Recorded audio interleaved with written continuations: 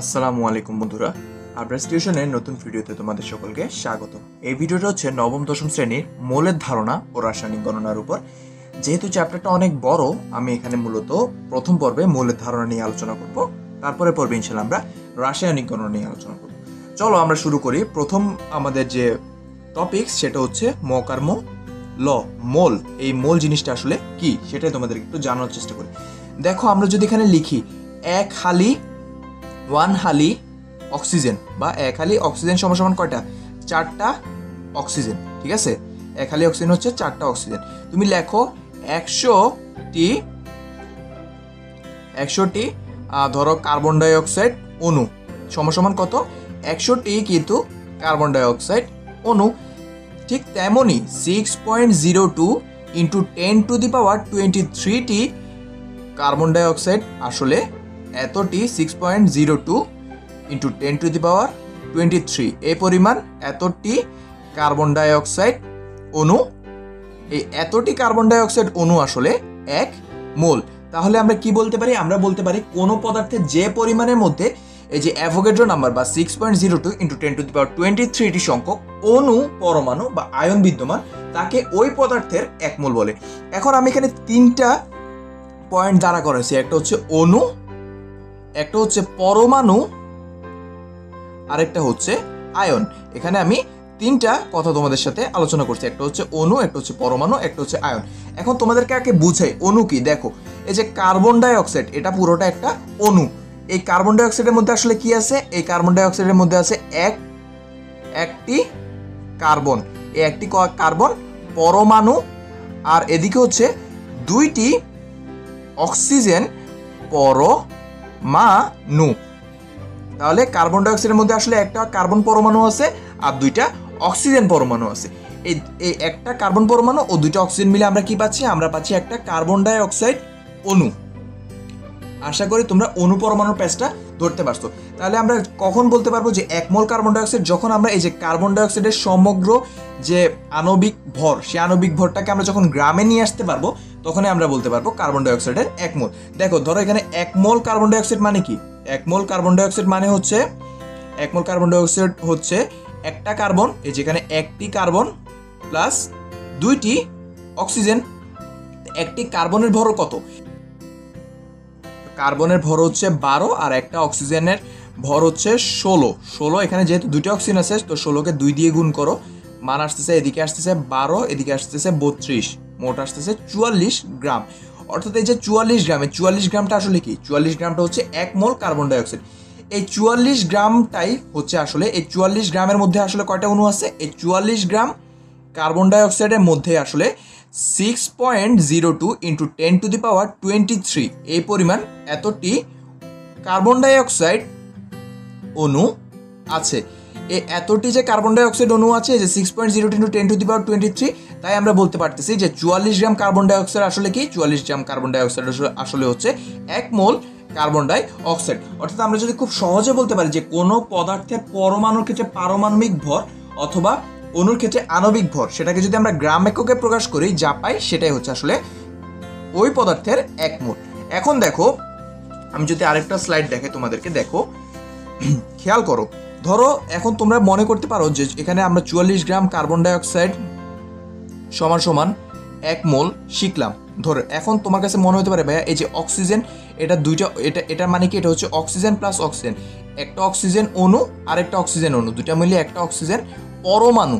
এই অক্সিজেন পরমাণু, তোমাদের কাছে মনে হতে পারে, ভাইয়া এটাও কি আসলে 6.02 ইন্টু 10⁻23?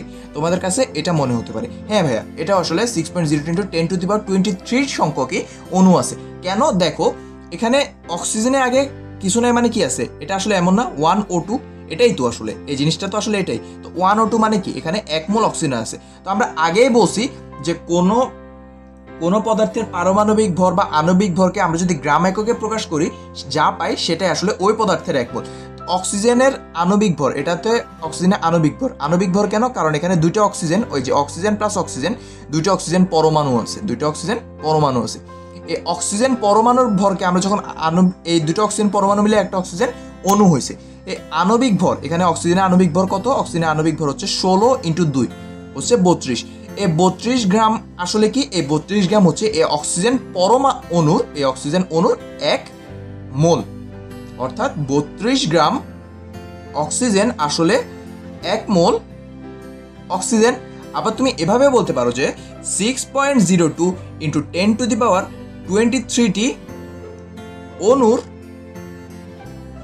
ভর আসলে ভর হচ্ছে কত গ্রাম, 32 গ্রাম। এই যে এই 32 গ্রামটা হচ্ছে 6.02 ইন্টু 10⁻23টি অণুর ভর। অর্থাৎ তোমাকে একটা কথা মনে করাই দি ভাইয়া, যে এই যে দেখো কার্বন ডাইঅক্সাইড বলো, অক্সিজেন বলো, আর সোডিয়াম ক্লোরাইড বলো, এই যে এদের যে আণবিক ভর, ঠিক আছে, এই যে এখানে যে এদের যে আণবিক ভর, তাদের আণবিক ভরকে গ্রাম এককে প্রকাশ করলে আমরা যা পাই তাই হচ্ছে 1 মোল। তোমাদের যদি এখনো ব্যাপারটা ক্লিয়ার না হয়, এখানে ভিডিওটা একটু পজ করো, পজ করে আবার প্রথম থেকে একটু দেখে আসো, আশা করি ক্লিয়ার হবে। তোমাদেরকে আরেকটা জিনিস আমি এখন দেখাই, দেখো সরি, দেখো এখন আমরা শিখব অণুর আণবিক ভর নির্ণয়। এখন আমরা শিখব অণুর আণবিক ভর নির্ণয়। দেখো অণুর আণবিক ভর, এটার মানে কি, আমরা কিভাবে এটা নির্ণয় করি একটু দেখো। ধরো আমরা বলে দিলাম যে সোডিয়াম ক্লোরাইড এর আণবিক ভর কত। এখানে আসলে কি আছে, এখানে একটা হচ্ছে একটা সোডিয়াম পরমাণু, আর একটা হচ্ছে ক্লোরিন পরমাণু। এই দুইটা পরমাণু মিলে আমরা একটা সোডিয়াম ক্লোরাইড অণু পাইছি। তো আমরা যখন এর ভর নির্ণয় করবো, আমাদেরকে কি করতে হবে, আমাদেরকে প্রথমে সোডিয়ামের ভর প্লাস ক্লোরিনের ভর দুইটা যোগ করে আমরা সোডিয়াম ক্লোরাইডের ভর পাবো। তো আমরা সোডিয়ামের ভর কত জানি, আমরা সোডিয়ামের ভর জানি 23 আর ক্লোরিনের ভর জানি 35.5। এটাকে যখন তুমি করবা ক্যালকুলেশন, তাহলে এটা আসতেছে কি 5 6 7 8, এদিকে হচ্ছে 3 2 5 58.5 গ্রাম। অর্থাৎ সোডিয়াম ক্লোরাইডের আণবিক ভর হচ্ছে কত, 58.5 গ্রাম। এখন দেখো এই যে 58.5 গ্রাম, এটা আমরা কি করলাম, এটা আমরা সোডিয়াম ক্লোরাইডের যে আণবিক ভর ছিল, সরি এটা হচ্ছে পরমাণু, যে এটা যে আণবিক ভর ছিল সেই আণবিক ভরটাকে গ্রাম এককে নিয়ে আসলাম। আমরা কিছুক্ষণ আগে কি শিখছিলাম, যে কোনো একটা পদার্থের আণবিক ভর অথবা পারমাণবিক ভরকে আমরা যদি গ্রাম এককে নিয়ে আসি, আমরা যা পাই তাই হচ্ছে ওই পদার্থের 1 মোল। তার মানে এই যে সোডিয়াম ক্লোরাইডের 58.5 গ্রাম, এটা আসলে কি, এটা আসলে হচ্ছে 1 মোল সোডিয়াম ক্লোরাইড। অর্থাৎ এই যে আমরা 58.5টা বের করলাম, এটা আসলে কি 1 মোল সোডিয়াম ক্লোরাইড। এই 1 মোল সোডিয়াম ক্লোরাইডের মানে কি, এটার মানে হচ্ছে 1 mole sodium chloride is equal to 6.02 into 10⁻23টি সোডিয়াম ক্লোরাইড অণু। এটাই হচ্ছে মূলত ধরার বিষয়। দেখো আমরা এখানে কি করলাম, আমরা এখানে সোডিয়াম ক্লোরাইডকে মূলত সোডিয়াম ক্লোরাইডের যে আণবিক ভর তাতে নিয়ে আসলাম, সেটাকে গ্রাম এককে প্রকাশ করলাম। এই গ্রাম এককে সোডিয়াম ক্লোরাইডের ভরটাকে আমরা এই যে 58.5 গ্রাম ছিল, সেই 58.5 গ্রামের মধ্যে আসলে 6.02 ইন্টু 10⁻23, যেটাকে আমরা বলতেছি অ্যাভোগাড্রো নাম্বার, এই পরিমাণ আসলে তোমার এই পরিমাণ অণু বিদ্যমান থাকতেছে। আশা করি তোমরা এই প্যাচটা বুঝতে পারছো। এখন তোমাকে ধরো বলা হলো যে H2O, এই যে H2O যেটা নিয়ে অনেক ট্রল হয়েছে, H2O অনেক গান টানো বের হয়েছে, এই H2O অর্থাৎ পানি, এই পানির 1 মোল সমান কত। এত পানির 1 মোল আসলে কি, পানির 1 মোল কি, ঠিক আছে। এখন 1 মোল পানি, এটার মানে কি, তুমি প্রথমে এই যে H2O এটার মধ্যে কি আছে, এটার মধ্যে আছে 2টি হাইড্রোজেন পরমাণু, 1টি অক্সিজেন অণু। এই দুইটা মিলে আসলে কি, এই দুইটা মিলে আসলে H2O। তো আমরা এখন একটা কাজ করি, চলো আমরা এই যে পানির অণুটার আণবিক ভরটা বের করে ফেলি। তো পানির অণুর আণবিক ভরটা কি, আণবিক ভরটা কিভাবে বের করবো আমরা, H2O। তো হাইড্রোজেনের আণবিক ভর কত, সরি এটা হাইড্রোজেন পরমাণু, হাইড্রোজেনের পরমাণুর ভর হচ্ছে, একটা হাইড্রোজেনের ভর 1, এটা যেহেতু দুইটা আছে তো ইন্টু 2 প্লাস একটা অক্সিজেন পরমাণুর ভর হচ্ছে 16। এটা ক্যালকুলেশন করলে আসে কত, 18 গ্রাম। আমরা এখন কি করলাম, আমরা এখানে হাইড্রোজেনের আণবিক ভর নির্ণয় করলাম। তো আমরা আগেই পড়ছি যে কোনো একটা বস্তুর আণবিক ভরকে আমরা যদি গ্রাম এককে প্রকাশ করি, যে গ্রাম এককে প্রকাশ করে ফেললাম, সেই গ্রাম এককটাই আসলে কি ওই বস্তুর 1 মোল। তাহলে 18 গ্রাম H2O আসলে কি 1 মোল পানি বা 1 মোল H2O। এই 1 মোল H2Oটাই আসলে কি 1 মোল H2O হলো 6.02 ইন্টু 10⁻23 TH2O। আমি সামনে আরো কিছু ম্যাথ দেখাবো। এই ম্যাথের মাধ্যমে আসলে তোমরা এই যে মোল পরমাণু এই জিনিসগুলো তোমরা ক্লিয়ার হবা। আপাতত এইটুক তোমরা মাথায় আসছে নাকি তোমাদের, বা তোমরা বুঝছো কিনা একটু কমেন্টে জানাই দাও কাইন্ডলি। ঠিক আছে, আমরা সামনে কিছু ম্যাথ করবো। তো আমরা কি পড়লাম এতক্ষণ? আমরা এতক্ষণ পড়লাম আসলে মোল কি সেটা, আর অণুর আণবিক ভর কিভাবে নির্ণয় করে সেটা। আশা করি তোমরা এইটুকু তোমাদের ক্লিয়ার। চলো এখন আমরা ঝটপট কিছু গাণিতিক সমস্যা সমাধান করে ফেলি। চলো, সরি, দেখো আমরা কিছু গাণিতিক সমস্যা এখন সমাধান করব। প্রথম সমস্যাটা হচ্ছে একটি H2O এর ভর কত। এটা হচ্ছে তোমাদের জন্য প্রথম সমস্যা, একটি H2O এর ভর কত। এখন দেখো একটি H2O এর ভর এটা কিভাবে বের করবা? তুমি প্রথমে বলো এই যে H2O এর ভর কত, H2O এর আণবিক ভর কত। H2O এর আণবিক ভর আসলে কত? আণবিক ভর সমান সমান ওয়াট, অর্থাৎ পানির আণবিক ভর কত। তো পানির আণবিক ভরের জন্য আমরা কি করব? পানির আণবিক ভর আমরা কত জানলাম? পানির আণবিক ভর আমরা জানি 18 গ্রাম। কেমনে আসছে? দুইটা হাইড্রোজেন পরমাণু একটা অক্সিজেন পরমাণু যোগ করে আমরা একটা পানির অণু পাইছি, যার ভর হচ্ছে 18 গ্রাম। তো একটি H2O এর ভর তোমাকে বের করতে বলছে। তো আমরা কি জানলাম? আমরা এই 18 গ্রাম পানি, এই যে 18 গ্রাম H2O, এই 18 গ্রাম পানির মধ্যে আসলে কয়টা অণু আছে? 18 গ্রাম পানির মধ্যে অণু আছে 6.02 ইন্টু 10⁻23 T। কেন? কারণ আমরা এখানে এই যে পানির আণবিক ভরটাকে গ্রাম এককে প্রকাশ করছি। এই যে গ্রাম এককে প্রকাশ করছি, যেহেতু আমরা গ্রাম এককে প্রকাশ করছি তাহলে 18 গ্রাম H2O অর্থাৎ কি 18 গ্রাম H2O হচ্ছে 1 মোল পানি। তো 1 মোল পানিতে আসলে কয়টা অণু থাকে? 1 মোল পানিতে অণু থাকে 6.02 ইন্টু 10⁻23 T। এখন তুমি ম্যাথটা কিভাবে করবা? খুবই সহজ, যে 6.02 ইন্টু 10⁻23 T অণু থাকে 18 গ্রাম H2O তে।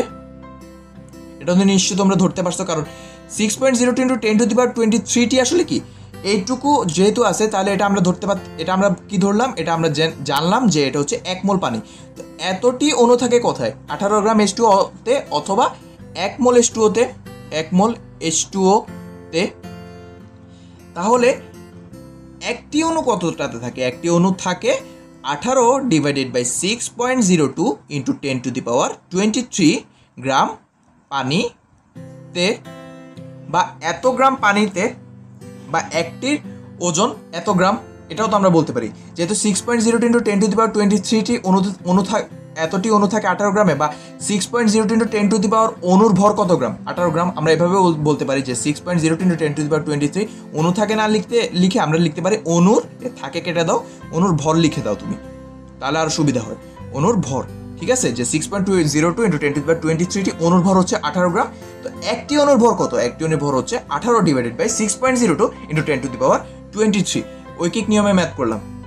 দেখো ক্যালকুলেটরে বসাই দিই, 18 ডিভাইডেড বাই 6.02 ইন্টু 10⁻23। অ্যান্সার আসতেছে 2.99 ইন্টু 10⁻23। অ্যান্সার আসতেছে 2.99 ইন্টু 10⁻23 গ্রাম। অর্থাৎ আমরা কি বলতেছি? এটার মানে কি? এটার মানে হচ্ছে একটি অণুর ভর, একটা পানির অণুর ভর হচ্ছে আসলে 2.99 ইন্টু 10⁻23। আমরা কি করলাম? আমরা এখানে করলাম যে 6.02 ইন্টু 10⁻23 অণুর ভর হচ্ছে 18 গ্রাম। বা আমরা এভাবে বলতে পারি যে 6.02 ইন্টু 10⁻23 অণু থাকে 18 গ্রাম পানিতে, একটি অণু থাকে কত গ্রাম পানিতে। যেহেতু আমাদের কোশ্চেন ছিল একটি অণুর ভর কত, তাহলে একটি অণুর ভর হচ্ছে কত? একটি অণুর ভর হচ্ছে 2.99 ইন্টু 10⁻23 গ্রাম। আশা করি তোমরা এইটুকু ক্লিয়ার। আসো আমরা আরেকটা ম্যাথ করি। ম্যাথটা হচ্ছে 1 গ্রাম সালফিউরিক অ্যাসিডে কতগুলো সালফিউরিক অ্যাসিড অণু আছে। ম্যাথটা হচ্ছে 1 গ্রাম H2SO4 এ কতগুলো H2SO4 অণু আছে। এখন তোমাদের এখানে কি করতে হবে? তোমাকে আগে বের করে নিতে হবে, এই যে তোমাকে যে বলে দিল H2SO4 এর আণবিক ভর কত, তোমাকে আগে সেটা বের করে নিতে হবে। তো H2SO4 এটার আণবিক ভর নির্ণয়ের জন্য আমাদের কি করতে হবে, এখানে আমাদের 2টা হাইড্রোজেন আছে, একটা সালফার আছে, 4টা অক্সিজেন আছে, অর্থাৎ হাইড্রোজেনের আণবিক ভর হচ্ছে 1, এটাকে আমরা 2 দিয়ে গুণ করব। সালফারের আণবিক ভর হচ্ছে 32 আর অক্সিজেনের আণবিক ভর হচ্ছে 16, যাকে আমরা 4 দিয়ে গুণ করব। কেন, হাইড্রোজেন আছে 2টা তাই 2 দিয়ে গুণ, সালফার আছে 1টা তাই 1 দিয়ে গুণ, যা আমরা দেখাইলাম না, আর এখানে অক্সিজেন আছে 4টা তাই আমরা 4 দিয়ে গুণ করলাম। এটা ক্যালকুলেশন করলে তুমি, তো ক্যালকুলেশন করলে আমরা পাচ্ছি 98। একটু কাইন্ডলি ক্যালকুলেশন করে দেখো, তাহলে সালফিউরিক অ্যাসিডের আণবিক ভর কত, 98 গ্রাম। এখন আমাদের কাছে কি চাইছে, আমাদের কাছে চাইছে 1 গ্রাম সালফিউরিক অ্যাসিডে কতগুলো সালফিউরিক অ্যাসিড অণু আছে। তাহলে ক্যালকুলেশনটা কিন্তু অনেকটাই সহজ হয়ে গেল। দেখো 98 গ্রাম সালফিউরিক অ্যাসিড মানে কি, 98 গ্রাম সালফিউরিক অ্যাসিড, এই জিনিসটার মানে কি, এটার মানে কি, আসো আমি আরেকটা পেজে তোমাদেরকে দেখাচ্ছি। 98 গ্রাম সালফিউরিক অ্যাসিডের মানে হলো, দেখো যে 98 গ্রাম H2SO4, এটা আমরা কি করলাম, এই যে সালফিউরিক অ্যাসিড এর আণবিক ভরটাকে আমরা গ্রাম এককে রূপান্তর করলাম বা গ্রামে রূপান্তর করলাম। যেহেতু আমরা গ্রামে রূপান্তর করলাম, তাহলে আমরা বলতে পারি যে 98 গ্রাম সালফিউরিক অ্যাসিড আসলে 1 মোল। তাহলে আমরা কি বলতে পারতেছি যে 98 গ্রাম H2SO4 is proportional to 1 mole H2SO4। এই প্রপোর্শনাল সাইনটার মানে কি, এটার মানে হচ্ছে যে 98 গ্রাম সালফিউরিক অ্যাসিড আসলে 1 মোল সালফিউরিক অ্যাসিডের সমতুল্য বা সমান। ঠিক আছে, তো 1 মোল সালফিউরিক অ্যাসিড মানে কি, 1 মোল H2SO4, এটার মানে আসলে কি, এটার মানে হচ্ছে 1 মোল সালফিউরিক অ্যাসিড মানে হচ্ছে যে এই সালফিউরিক অ্যাসিডের মধ্যে আসলে, অর্থাৎ 1 মোল সালফিউরিক অ্যাসিডের মধ্যে 6.02 ইন্টু 10⁻23 এই পরিমাণ H2SO4 এর অণু, H2SO4 অণু বিদ্যমান। অর্থাৎ 1 মোল সালফিউরিক অ্যাসিডের মধ্যে 6.02 ইন্টু 10⁻23টি H2SO4 অণু বিদ্যমান। তো তোমাকে কোশ্চেনে চাইছিল যে 1 গ্রাম H2SO4 এ কতগুলো সালফিউরিক অ্যাসিড H2SO4 অণু আছে, 1 গ্রাম H2SO4 এ কতগুলো H2SO4 অণু আছে।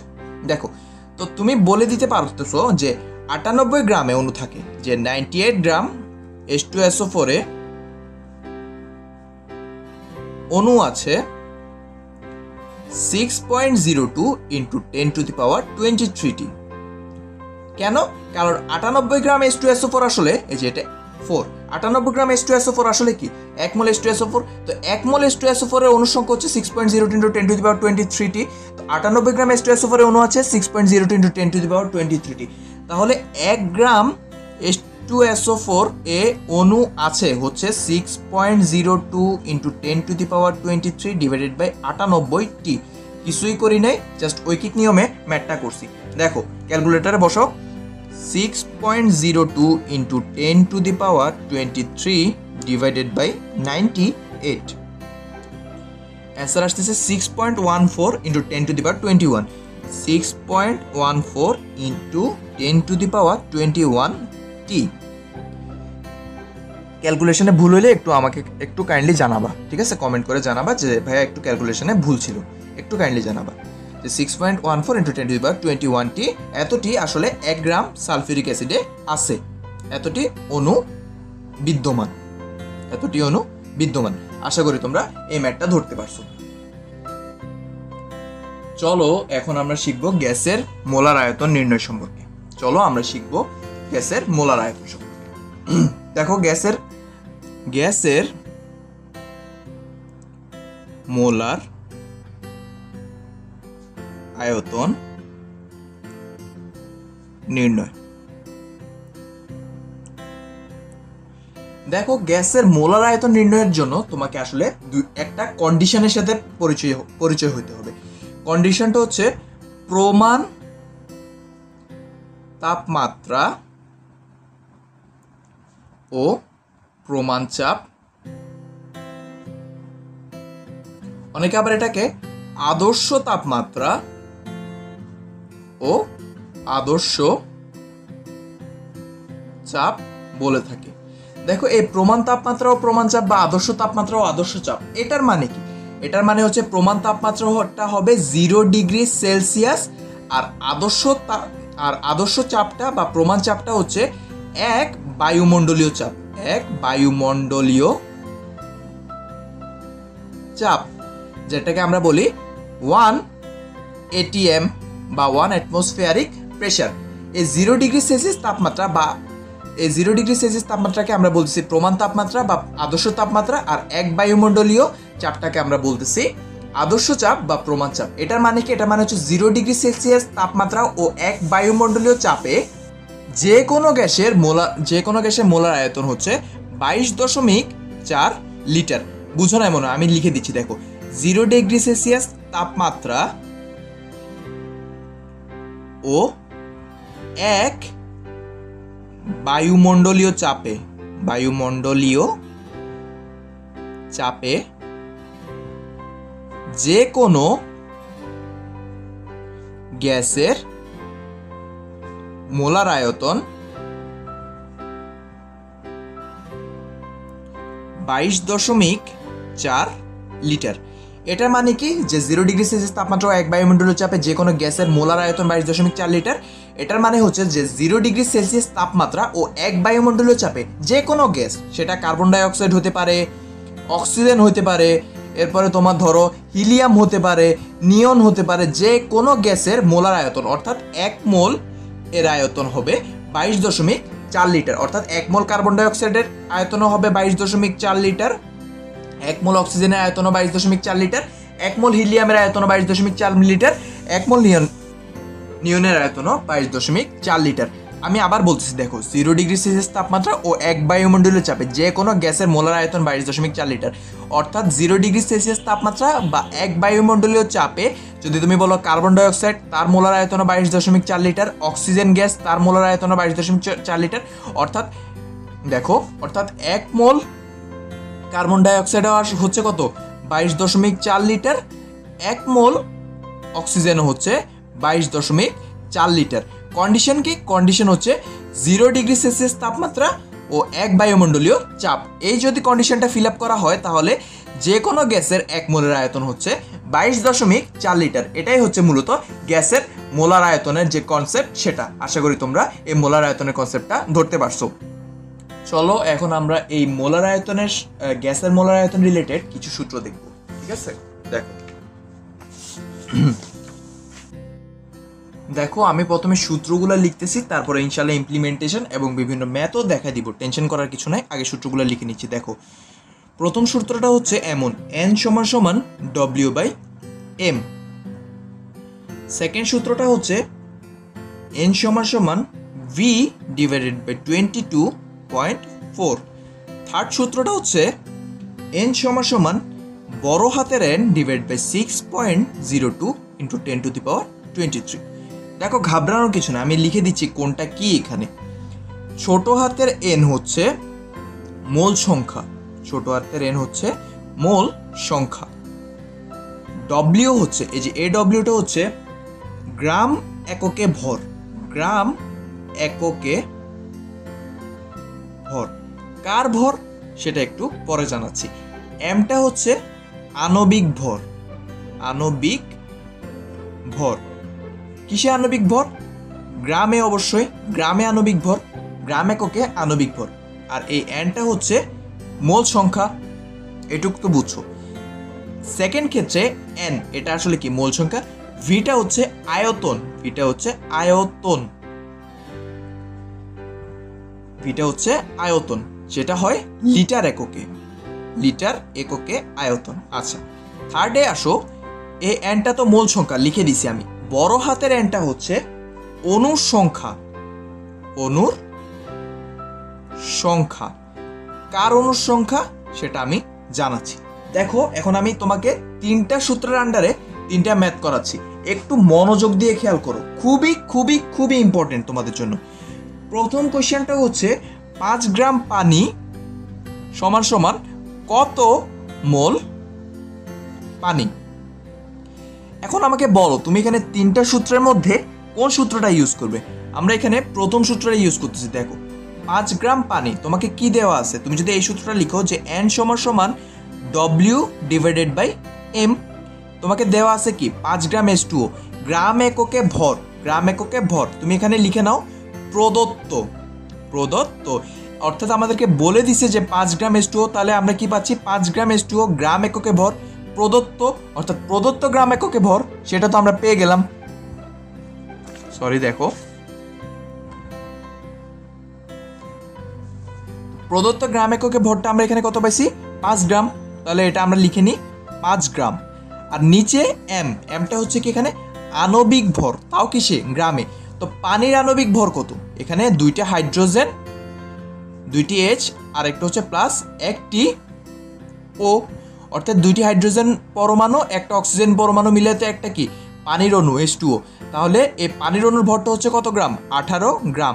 তাহলে আমরা কি পাচ্ছি, আমরা আসলে মোল সংখ্যাটা পেয়ে যাচ্ছি, যেহেতু n হচ্ছে মোল সংখ্যা। ক্যালকুলেশন করো, দেখো 5 divided by 18, sorry 5 divided by 18 answer আসতেছে, দেখো 5 ডিভাইডেড বাই 18 অ্যান্সার আসতেছে 0.277 মোল।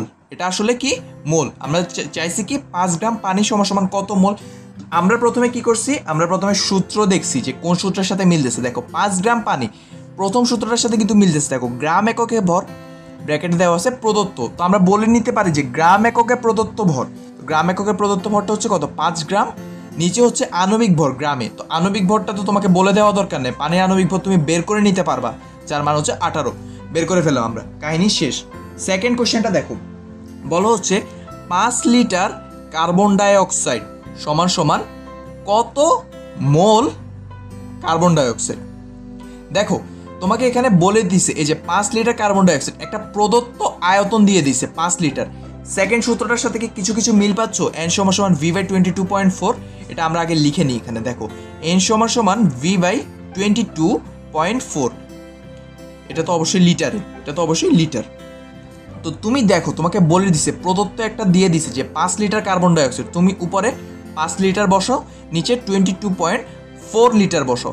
এই দুইটাকে যখন তুমি ক্যালকুলেশন করবা, তাহলে 5 লিটার কার্বন ডাই অক্সাইড আসলে কত মোল সেটা তুমি খুব সহজে পেয়ে যাচ্ছ ক্যালকুলেশনের মাধ্যমে। তো ক্যালকুলেশনটা করে ফেলো, যে 5 ডিভাইডেড বাই 22.4 অ্যান্সার আসতেছে 0.2232 মোল, এত মোল।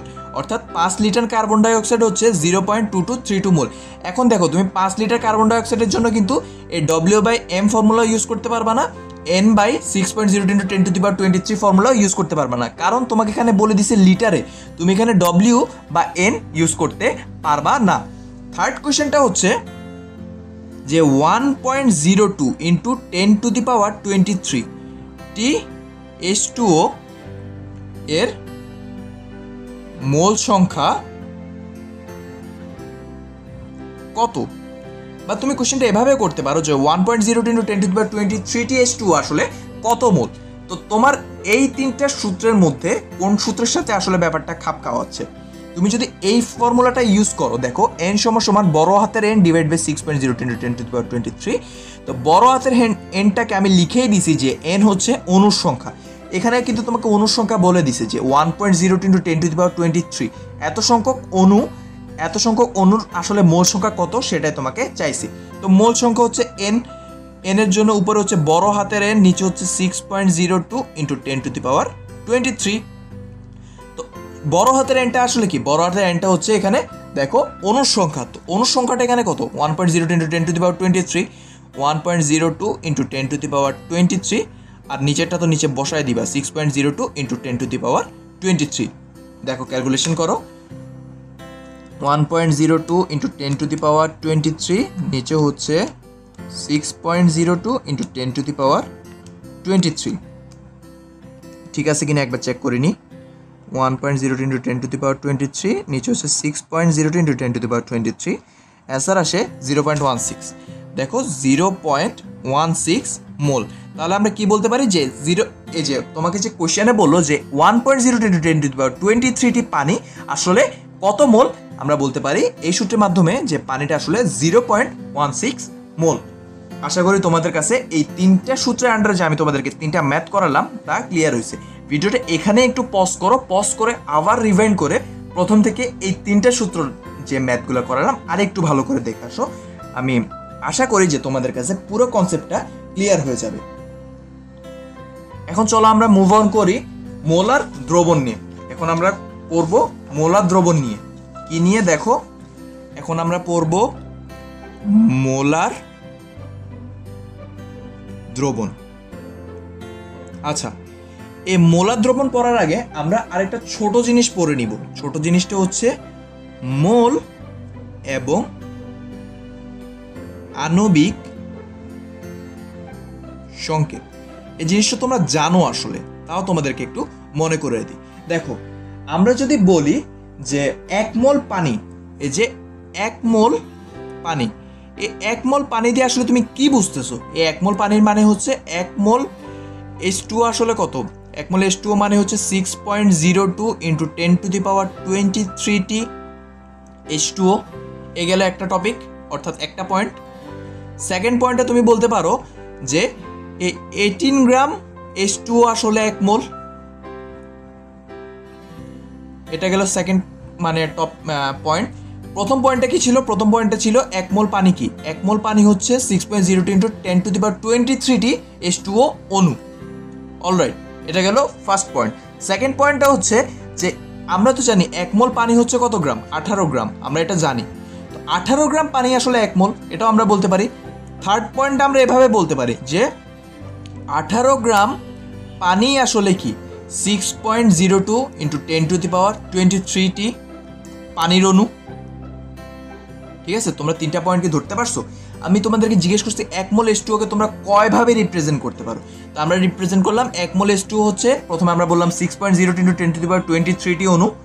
আচ্ছা, 1 নাম্বার পয়েন্ট। সেকেন্ড পয়েন্টটা বললাম আমরা 1 মোল H2O আসলে কত? 18 গ্রাম পানি, যার মোল সংখ্যা হচ্ছে 1 মোল। আবার আমরা বললাম যে 18 গ্রাম পানি হচ্ছে 6.02 ইন্টু 10⁻23T অণু।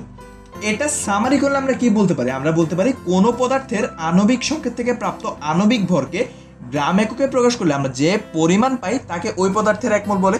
দেখো, আমরা যে এখানে H2O একটা পদার্থ বা পানি তো একটা পদার্থ, এই পানির পদার্থের আণবিক সংকেত থেকে প্রাপ্ত এই যে H2O, এটা তো পানির আণবিক সংকেত। এই আণবিক সংকেত থেকে আমরা কি পেলাম?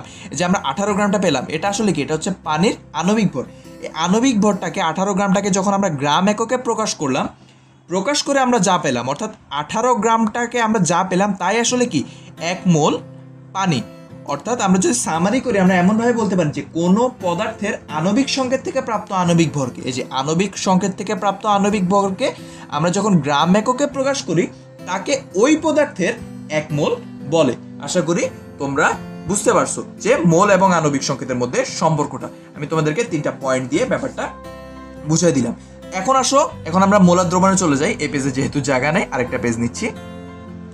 দেখো, মোলার দ্রবণ।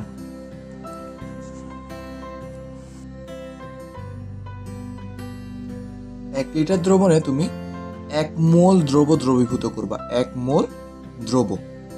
দেখো, আমি জানি তোমরা বুঝতেছো না ব্যাপারটা, দেখো আমি বুঝানোর একটু ট্রাই করি। ধরো তোমাকে বলা হলো যে 1 মোলার সালফিউরিক অ্যাসিডের দ্রবণ তৈরি করো। এটার মানে কি? এটা মানে হচ্ছে 1 লিটার দ্রবণে 1 মোল পরিমাণ দ্রব বা 1 মোল সালফিউরিক অ্যাসিড থাকবে। 1 লিটার দ্রবণে 1 লিটার দ্রবে 1 লিটার দ্রাবকে 1 মোল পরিমাণ দ্রব বা 1 মোল পরিমাণ সালফিউরিক অ্যাসিড থাকবে। ঠিক আছে, অর্থাৎ এই জায়গায় সালফিউরিক অ্যাসিডের ঘনমাত্রাটা হচ্ছে 1 মোলার। এই জায়গায় সালফিউরিক অ্যাসিডের ঘনমাত্রাটা হচ্ছে 1 মোলার। অর্থাৎ 1 লিটার দ্রবণে যদি 1 মোল পরিমাণ দ্রব দ্রবীভূত থাকে, তাকে আমরা বলতে পারি যে ওই দ্রবণের ঘনমাত্রাটা আসলে 1 মোলার। ধরো, এই যে 1 লিটার দ্রবণে যদি 98 গ্রাম সালফিউরিক অ্যাসিড দ্রবীভূত থাকে, 98 গ্রাম সালফিউরিক অ্যাসিড দ্রবীভূত থাকে, আমরা বলতে পারবো যে এই দ্রবণটার ঘনমাত্রা হচ্ছে 1 মোলার। আবার একইভাবে যদি আমরা বলি যে দ্রবণটার ঘনমাত্রা 2 মোলার কখন হবে? দ্রবণের ঘনমাত্রা 2 মোলার কখন হবে? সিম্পল, তোমার এখানে 1 লিটারটা অবশ্যই কনস্ট্যান্ট, 1 লিটারে চেঞ্জ হবে না। তুমি বলবা যে 1 লিটার দ্রবণে যদি এখানে 1 মোলের জায়গায় হয়ে যাবে 2 মোল দ্রব যদি দ্রবীভূত থাকে, তাহলে আমরা বলবো যে সম্পূর্ণ দ্রবণের ঘনমাত্রাটা আসলে কত? সম্পূর্ণ দ্রবণের ঘনমাত্রাটা আসলে হচ্ছে 2 মোলার। অর্থাৎ আমরা যদি এখানে 98 ইন্টু 2 অর্থাৎ 196 গ্রাম সালফিউরিক অ্যাসিড এখানে মিক্স করি, তাহলে আমরা বলতে পারবো যে সমগ্র দ্রবণটার ঘনমাত্রা তখন হয়ে যাবে যে 2 মোলার। এটা কিন্তু আসলে ঘনমাত্রা। তাহলে আমরা মোলার দ্রবণের সংজ্ঞা কি পাই? আমরা সংজ্ঞা পাই একটি নির্দিষ্ট তাপমাত্রায়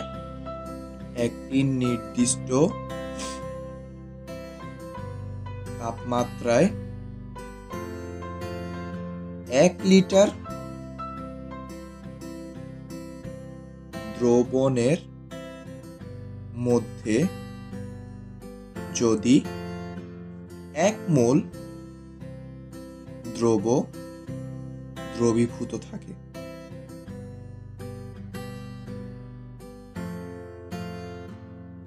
তবে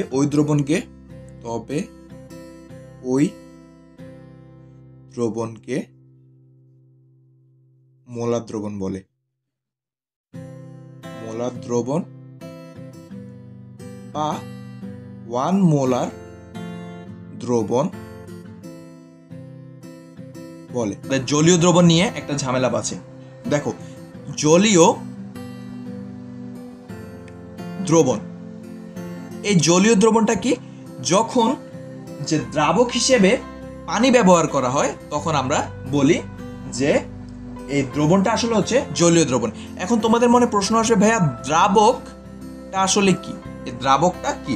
দেখো, ধরো এটা হচ্ছে ট্যাং শরবত,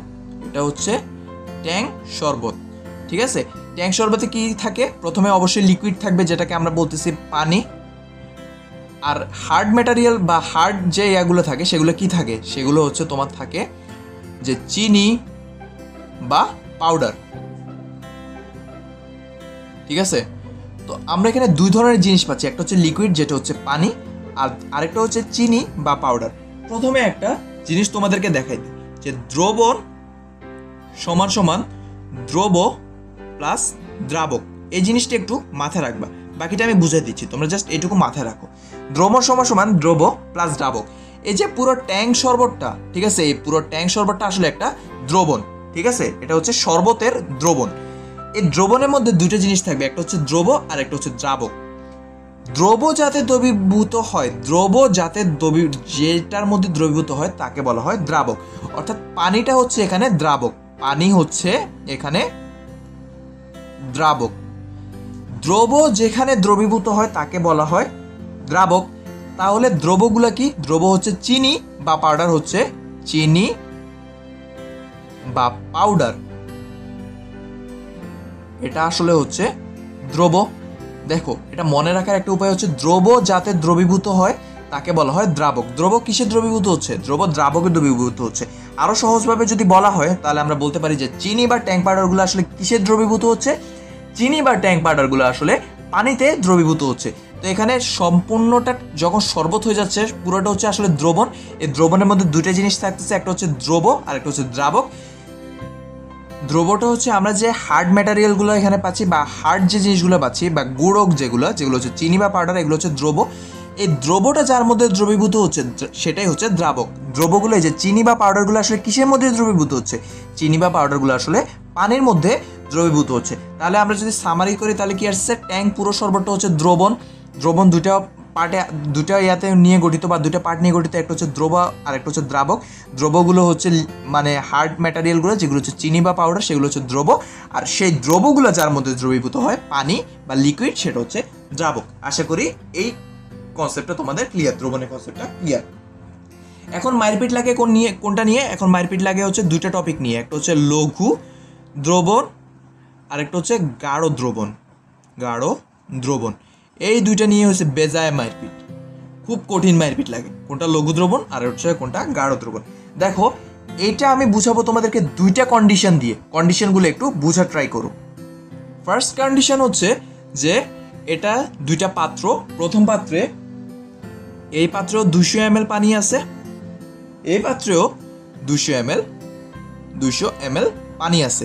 এটা হচ্ছে ফার্স্ট কন্ডিশন, ঠিক আছে? ফার্স্ট কন্ডিশন, প্রথম পাত্রেও 200 ml পানি আছে, সেকেন্ড পাত্রেও 200 ml পানি আছে। ঝামেলাটা হচ্ছে পানিটা হচ্ছে কি? পানিটা হচ্ছে এখানে দ্রাবক, এটা হচ্ছে কি? দ্রাবক। আমরা চেঞ্জ করব কোথায়? আমরা চেঞ্জ করব দ্রবতে। এইখানে আমরা দ্রব অ্যাড করলাম 10 গ্রাম এই পাত্রে, অর্থাৎ প্রথম পাত্রে আমরা দ্রব অ্যাড করলাম 10 গ্রাম, সেকেন্ড পাত্রে আমরা দ্রব অ্যাড করলাম 15 গ্রাম। এখন আমাকে বলো এই দুইটা, এই যে এখানে দ্রাবক আছে, দ্রাবক হচ্ছে পানি, দ্রব হচ্ছে এই যে এই প্রথম পাত্রের দ্রব হচ্ছে 10 গ্রাম, সেকেন্ড পাত্রের দ্রব 15 গ্রাম। তো দ্রব আর দ্রাবক মিলে এখানে একটা দ্রবণ তৈরি হবে, এখানেও আরেকটা দ্রবণ তৈরি হবে, ঠিক আছে। এখন আমাকে বলো কোন দ্রবণটা লঘু আর কোন দ্রবণটা গাঢ়। দেখো দুইটা জায়গায় কিন্তু পানির কোনো তারতম্য নেই বা লিকুইডের কোনো তারতম্য নেই। খুব সহজভাবে সায়েন্টিফিক ভাষায় বলতে গেলে দ্রাবকের কোনো তারতম্য নেই। তারতম্যটা কোথায়? তারতম্যটা হচ্ছে দ্রবে। যেখানে তোমার দ্রব কম থাকে সেটা আসলে হচ্ছে লঘু দ্রবণ, আর যেখানে দ্রব বেশি থাকে সেটা হচ্ছে গাঢ় দ্রবণ। আমি আরেকটু তোমাদেরকে সামারি করে বুঝিয়ে দিই ব্যাপারটা। দেখো দুইটা জায়গায় দ্রাবকের কোনো চেঞ্জ নেই, অর্থাৎ লিকুইডের কোনো চেঞ্জ নেই। চেঞ্জ হচ্ছে কোথায়? হার্ড ম্যাটেরিয়ালগুলোতে।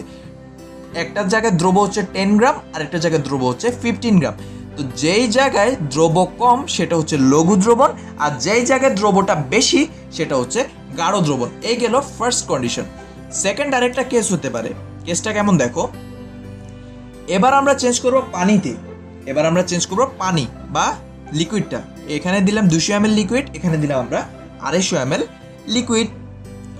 লিকুইড মানে কি? এখানে আমরা দ্রাবক চেঞ্জ করতেছি। তো প্রথম পাত্রে দ্রব হচ্ছে 10 গ্রাম, সেকেন্ড পাত্রেও দ্রবটা 10 গ্রাম। এখন আমাকে বলো কোনটা লঘু কোনটা তরল। দেখো এই কেসটাতে দ্রব কিন্তু একই, দ্রব একই। চেঞ্জ হচ্ছে কোথায়? চেঞ্জ হচ্ছে দ্রাবকে। তোমরা সবসময় খেয়াল রাখবে যেখানে লিকুইড বেশি বা যেখানে দ্রাবক বেশি সেই পাত্রটা বা সেই পাত্রে যে দ্রবণ আছে সে দ্রবণটা আসলে লঘু দ্রবণ। দেখো এই জায়গায় হচ্ছে কি লিকুইড বেশি, তাহলে এটা হচ্ছে কি লঘু দ্রবণ, আর এই পাত্রে লিকুইডটা কম, এটা হচ্ছে গাঢ় দ্রবণ। কি করলাম আমি আরেকটু তোমাদেরকে সামারি করে দিই। দেখো দ্রব কিন্তু দুই জায়গায় সেম, 10 গ্রাম 10 গ্রাম। চেঞ্জ হচ্ছে কোথায়? চেঞ্জ হচ্ছে দ্রাবকে। চেঞ্জ হচ্ছে দ্রাবকে। যখন দ্রাবকে চেঞ্জ হয় তখন যে জায়গায় দ্রাবকটা বেশি থাকে সে জায়গাটা হয় লঘু দ্রবণ, আর যেখানে দ্রাবকটা কম থাকে সেটা হয় গাঢ় দ্রবণ। ফার্স্ট কেসটা যদি বুঝাই দিই, সেটা হচ্ছে যে জায়গায় এখানে দ্রাবকের তারতম্য নেই, দুইটার জায়গায় দ্রাবক 200 ml, এখানে এটাও 200 ml। এখানে তারতম্যটা হচ্ছে দ্রবে বা আমরা যে হার্ড ম্যাটেরিয়াল বলতেছি সেখানে, বা আমরা যে রিয়েক্টরগুলো ইউজ করতেছি, ধরো শরবতের ক্ষেত্রে চিনি লবণ সেগুলো যেখানে তারতম্য হচ্ছে, যে জায়গায় চিনি লবণ বেশি সেটা হচ্ছে গাঢ় দ্রবণ, আর যে জায়গায় চিনি লবণ কম সেটা হচ্ছে লঘু দ্রবণ। আশা করি এই লঘু গাঢ় যে মারপিট, এই মারপিটটা তোমাদের আজকে এখানেই শেষ। আর কোনোদিন তোমরা এই নিয়ে কনফিউশন হবে না, এটা ইনশাল্লাহ আমি আশা করি। বাকি যদি তোমাদের আরও কোনো কনফিউশন থাকে প্লিজ তোমরা কাইন্ডলি কমেন্ট করে জানো। আর এই ভিডিওটা অবশ্যই তোমাদের বন্ধু বান্ধব, পাড়া প্রতিবেশী, মহল্লা, বন্ধু বান্ধব যা আছে সবার কাছে ছড়ায় দাও, ঠিক আছে। এখন আসো আমরা একটা নতুন টপিকে চলে যাই। আচ্ছা, নতুন টপিকে যাওয়ার আগে আরেকটা জিনিস তোমাদেরকে একটু মনে করাই দিই। দেখো সেমি মোলার আর ডেসিমোলার। এই দুটো জিনিস তোমাদের একটু জানা দরকার। সেমি মোলার হচ্ছে যে দ্রবণের ঘনমাত্রা হচ্ছে 0.5 মোলার, আর ডেসিমোলার হচ্ছে যার ঘনমাত্রা, যে দ্রবণের ঘনমাত্রা হচ্ছে 0.1 মোলার। এই সেমি মোলার আর ডেসিমোলারটা মানে কি? দেখো আমরা কোন দ্রবণের ঘনমাত্রা 1 মোল কখন বলতেছি? যখন 1 লিটার পানিতে 1 লিটার, অর্থাৎ 1 লিটার দ্রবণে যদি 1 মোল পরিমাণ দ্রব এখানে যদি দ্রবীভূত থাকে, 1 মোল দ্রব, এই ফিগারটা যদি আমরা যদি এই ফিগারটা যদি সত্য হয় তাহলে আমরা বলতে পারি যে এই দ্রবণটার ঘনমাত্রা হচ্ছে কত? এই সম্পূর্ণ দ্রবণের ঘনমাত্রা হচ্ছে 1 মোল। এমন যদি হয় যেখানে 1 মোল দ্রবের জায়গায় হচ্ছে 1 লিটার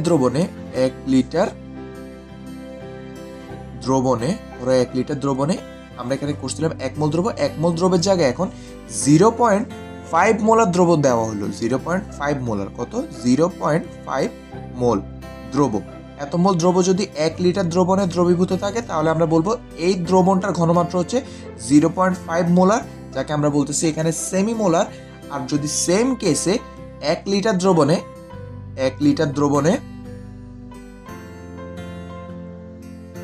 1 1 লিটার দ্রবণে যদি এই যে এখানে যদি 0.1 মোল দ্রব, এটা হচ্ছে দ্রব, দেখো 0.1 মোল দ্রব থাকে, তাহলে আমরা বলতে পারি এই ফিগারের জন্য এই ফিগারের ঘনমাত্রাটা হচ্ছে 0.1 মোলার, যাকে আমরা বলি যে ডেসিমোলার বা 0.1 মোলার। তাহলে এখন যদি তোমাকে বলি যে কোনো দ্রবণের ঘনমাত্রা 0.05 মোলার মানে কি, তুমি কি বলবা?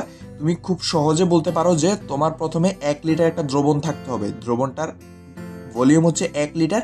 1 লিটার দ্রবণে যদি এটা 1 লিটার দ্রবণে যদি তুমি 0.05 মোল পরিমাণ দ্রবীভূত করো, তাহলে তুমি বলতে পারবে যে সমগ্র দ্রবণটার ঘনমাত্রা হচ্ছে 0.05 মোলার। এই মোলারটাকে বড় হাতের এম দিয়ে প্রকাশ করা হয়। এই বড় হাতের এমটা হচ্ছে ঘনমাত্রা, এটা হচ্ছে ঘনমাত্রা 0.05 মোলার, এটা হচ্ছে একটা ঘনমাত্রা। কার ঘনমাত্রা? 1 লিটার দ্রবণে যত মোল দ্রবীভূত থাকে সেটা মিলে আসলে সমগ্র দ্রবণের ঘনমাত্রা। আশা করি তোমরা এই টপিকটা বুঝছো। পর্বটা যেহেতু লম্বা হয়ে যাচ্ছে, এই পর্ব এখানেই শেষ। সামনের পর্বে আমরা বিভিন্ন রকম সূত্রের বিভিন্ন ম্যাথ দেখব। ওই পর্বটা আরো বেশি ইন্টারেস্টিং হবে, মেইনলি ওই পর্বটায় তোমাদের অনেক কিছু বোঝা থাকবে। তো সবাইকে আমি অনুরোধ করব ভিডিওটা সবার সাথে শেয়ার করো এবং ছড়িয়ে দাও। আর সামনের পর্বটা তোমরা সবাই দেখবা, এই আশা নিয়ে এখানেই শেষ করছি। ধন্যবাদ সকলকে। আসসালামু আলাইকুম ওয়া রাহমাতুল্লাহি ওয়া বারাকাতুহু।